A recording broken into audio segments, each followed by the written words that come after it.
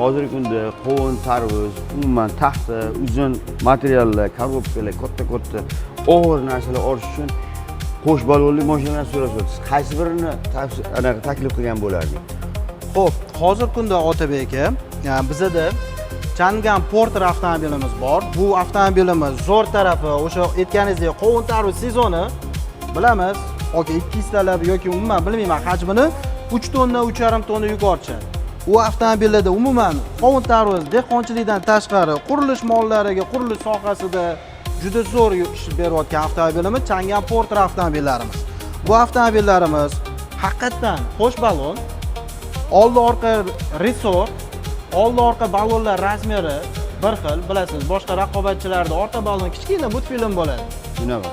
Oldi orqa balonlari bir xil va bu avtomobilimiz 2 atmosferni 122 ot kuchiga ega zavodskoy gazda bo'ladi, zo'r taraf.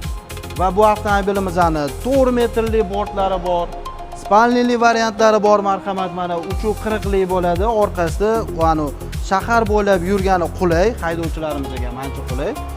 Spalnili varianti bor. Va orqa borti uchuv qiriq bo'ladi. Unda ham zavodskoy gaz. Xo'p, Otabek aka, ko'rmani o'tiryapsiz o'zingiz. Qanaqa aka? Qulaymi, kengmi ichkarisi? Ha, ham juda baland ekan mashina, ancha. Avtomobilimiz Otabek aka undan tashqari konditsioner bor. Mana bu chillada ko'rdingiz, juda issiq bo'ldi. Konditsioner qo'yib olib, maza qilib, bemalol yuraverasiz. Xavfsizlik nuqtai nazaridan ABS tormozoch sistemasi bor aka. Bilasiz, ABS tormozoch sistemasi baribir ancha qulay bo'ladi. Bundan tashqari rullari gidravlika, boshqarishda juda ham qo'l keladi. 5 pog'onali mexanik korobka va o'rindiqlar soni 3 kishilik.